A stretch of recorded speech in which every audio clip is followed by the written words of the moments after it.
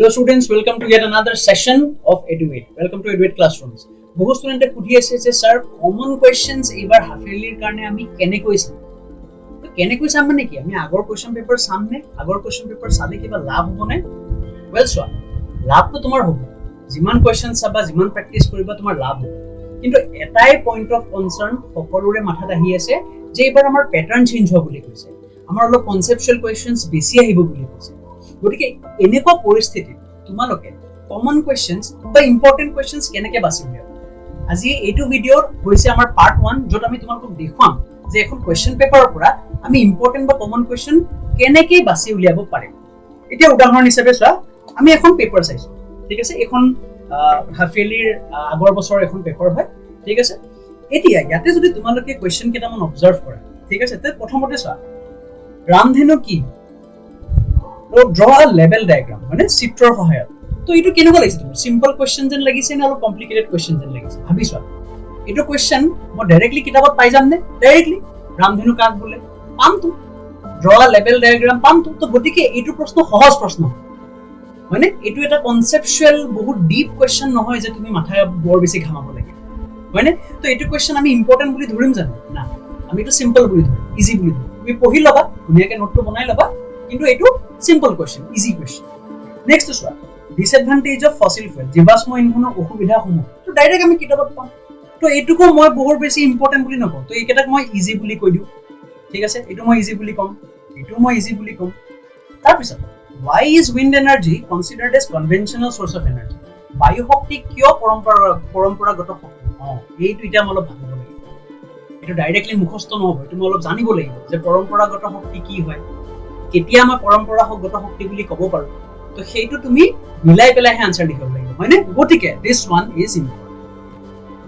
বুজি পাইছানে টেকনিকটো গম পাইছা যেনেকৈ চোৱা আৰু এটা আমি ডিফাৰেন্সিয়েট বিটুইন ভাৰ্চুৱেল ইমেজ আৰু ফৰ্ম বাই আ কনকেভ মিৰৰ এণ্ড আ কনভেক্স মিৰৰ এইটো এটা কনসেপ্ট হয় মানে অবতল দাপোনৰ গঠিত অসৎ প্ৰতিবিম্ব আৰু উত্তল দাপোনৰ গঠিত অসৎ প্ৰতিবিম্ব মানে অসৎ প্ৰতিবিম্বৰ কথাই সুধিছে কিন্তু দাপোন কিখন হলাই দিছে এটা ডাইৰেক্ট কোৱেশ্চন নহয় এটো তুমি বুজি পেলাইহে আনসাৰ দিব লাগিব বুজি পাইছা কনসেপচুৱেল গতিকে এইটোকো মই ইম্পৰ্টেন্ট বুলি এটোকো ইম্পৰ্টেন্ট বুলি নেক্সট চোৱা what will happen to a plant if its xylem is removed যদি তুমি xylem যদি ৰিমুভ কৰি দিয়া xylem যদি অতৰাই দিয়া তেনেহলে উদ্ভিদৰ কি হ'ব তো এইটো তুমি ভাবি পেলাই লিখিব লাগিব এটো ডাইৰেক্ট এয়া কাক বুলে টাইপৰ প্ৰশ্ন নহয় ন কনসেপচুৱেল গতিকে এইটোকো মই ইম্পৰ্টেন্ট বুলি হয়নে তাৰ পিছতো চোৱা আমাৰ দেহত স্নায়ু প্ৰেৰণা কেনেদৰে প্ৰবাহিত হয় মানে how does nerve impulse travel in our body এটো ডাইৰেক্ট তুমি একদম ধুনীয়াকৈ প্যাৰাগ্ৰাফ এটা পাইছা গতিকে আইটোক মই কি কম কনসেপচুৱেল কম নে ইজি কম এটোক আমি ইজি তাৰ তলতো চোৱা জিপসাম ইম্পৰ্টেন্ট জিপসাম কাক সিধা প্ৰশ্ন এটো হয়নে তো এইবোৰত আমি ইমান টেনচন নলওঁ হয়নে তো এনেকে তুমি যেতিয়া পেপাৰ এখন চাই যাবা পেপাৰ কেখন চাই গলে তুমি সিম্পল প্ৰশ্নটো চাই পেলাই নিজে প্ৰথমতে ভাবা এটো সিধা প্ৰশ্ন নে এটোত মই অকমান কিবা মিলাই পেলাই আনসাৰটো লিখিব লাগিব যদি সিধা প্ৰশ্ন দেখি আছা হেতু ইজি বুলি লিখি পেলাই জাস্ট এবাৰ পঢ়ি বঢ়িয়াকৈ থৈ তাতে বৰ বেছি টেনচন লবলগীয়া হয়নে আকৌ চাও আমি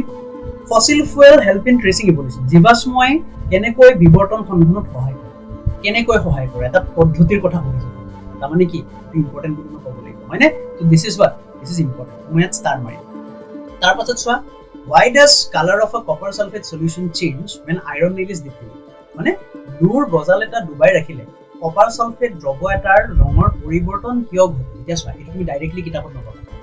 কিয় ঘটে মানে ডাইৰেক্টলি তুমি নকোৱা যে এনেকুৱা গতিকে কিয় ঘটে তুমি ডাইৰেক্টলি এনেকে নকোৱা তুমি কেনেকে পাবা ইয়াত তুমি অকমান ভাবিব লাগিব যে এইটো কোনটো টপিকৰ প্ৰশ্ন সেই টপিকটোত এনেকুৱা কি প্ৰসেস ঘটে যাৰ ফলত ৰঙৰ পৰিৱৰ্তন তুমি যেতিয়া সেইটো বস্তু ভাবিবা এটা তুমি পাবা কি এটো কোনটো টপিক এটো হৈছে ডিসপ্লেসমেন্ট ৰিঅ্যাকশন অপকৰণ বিক্ৰিয়া বুজি পাইছা তো এটুক মই কি কম এটো মই কনসেপচুৱেল কিন্তু তাৰ তলৰটো চোৱা এড্ৰিনালিন হৰমনৰ দুটা কাৰ্য ডাইৰেক্ট কিতাপত তুমি ডাইৰেক্ট পাই যাবা তাৰ তলৰটো চোৱা প্ৰশমন বিক্ৰিয়া কি তুমি ডাইৰেক্ট পাই যাবা এইবোৰ ডাইৰেক্ট প্ৰশ্নত আমি এবাৰ ইমান চিন্তা নকৰো আমি জাস্ট সিম্পল পঢ়ি থওঁ আচ্ছা এটা এটা কথা কি বহুত ষ্টুডেন্টে এনেকুৱা কাম কৰে যে আমি চালো চাই পেলাই সাৰে একেটাকে ইম্পৰ্টেন্ট বুলি কৈছে বাকি কেটা কোৱা নাই গতিকে বাকি কেটা সেইটো নহয় আমি কি কৰিম আমি ডাইৰেক্ট প্ৰশ্ন আৰু ইনডাইৰেক্ট প্ৰশ্ন বাছি যাতে ডাইৰেক্ট প্ৰশ্নবোৰ আমাৰ কাৰণে পঢ়িবলৈ সহজ হৈ যায় আমি এবাৰতে নোট এটা বনাই লম ধুনীয়াকৈ লিখি লম তাৰপিছত ইনডাইৰেক্ট প্ৰশ্নসমূহ আমি বেলেগকে এখন নোট বনাই আমি সেই প্ৰশ্নখিনি বাৰ আমি চাম আমি এসপ্তাহৰ মূৰে চাম 10 দিনৰ মূৰে চাম তো সেইটো হৈছে আমাৰ মেইন পইণ্ট বুজি পাইছা গতিকে আমি এই ডিসকাশনটো আগবঢ়াই পেলাই চাওঁ আৰু কি আছে চোৱা সবাত আৰু অবাত শ্বসনৰ পাৰ্থক্য দেখুৱা এৰোবিক আৰু এনাৰোবিক ৰেসপিৰেশন তুমি ডাইৰেক্টলি কিতাপত পাবা পাৰ্থক্যহে লিখিব লাগে তো এইটো মই ডাইৰেক্টত ৰাখিম এতিয়া নেক্সট প্ৰশ্নটো চোৱা এটা এলিমেন্ট আছে which belongs to the third period second group এতিয়া ভাবিব লাগিব তুমি ভাবিব লাগিব মানে তৃতীয় পৰ্যায় দ্বিতীয় বৰ্গ কোনটো হ'ব পাৰে তো সেই তোমাৰ সেই মূলটো তোমাৰ ইলেক্ট্ৰন বিন্যাস সুধিছে তোমাক সুধিছে ধাতু হয় না অধাতু হয় তোমাক মূলটো নাম সুধিছে এইবোৰ তুমি ভাবিব লাগিব তাৰমানে কি এইটো কোৱা এটা নিজে ভাবি পেলাই কোৱা ইজি নে কনসেপচুৱেল এইটো হ'ব কনসেপচুৱেল তো গতিকে ইয়াত মই ষ্টাৰ্ট গম পাইছানে আমি আগবঢ়াই যাওঁ চোৱা ধৰি লও হোৱাট ইজ পিএইচ পিএইচ কাক কয় এইটো সিম্পল কথা এই পাৰ্টটো আমাৰ কাৰণে একো টান নহয় হোৱাট ইজ পিএইচ কিতাপত ডাইৰেক্টলি পাবা কিন্তু তাৰ পিছৰ প্ৰশ্নটো দুটা সলিউশন আছে এ আৰু বি এ এৰ পিএইচ 4 বি এৰ পিএইচ 8 ইয়াতে কোনবিধত হাইড্ৰোজেন আয়ন কনসেন্ট্ৰেচন আছে তো তাৰমানে কি তাৰমানে তোমাক পিএইচ আৰু হাইড্ৰোজেন আয়ন কনসেন্ট্ৰেচন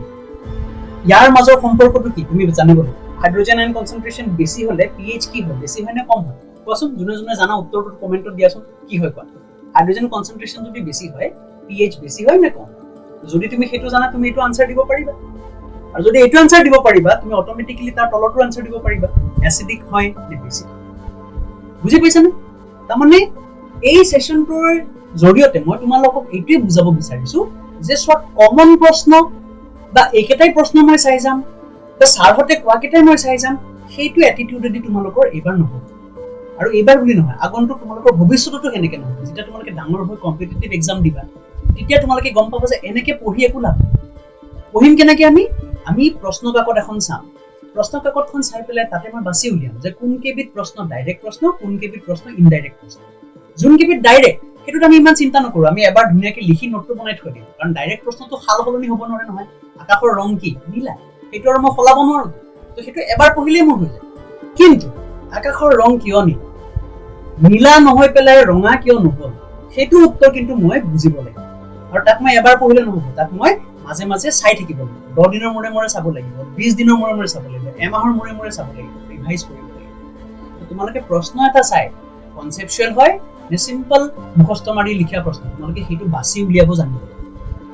তো মই আশা কৰো যে এই ভিডিওটিৰ জৰিয়তে তোমালোকে এই টেকনিকটো বুজি পাবা যে আমি কেনেকে বাছি গম পাইছা আগন্তুক ভিডিওবোৰত আমি আৰু এনেকুৱা ডিসকাশন আগবঢ়াই লৈ আনিম আৰু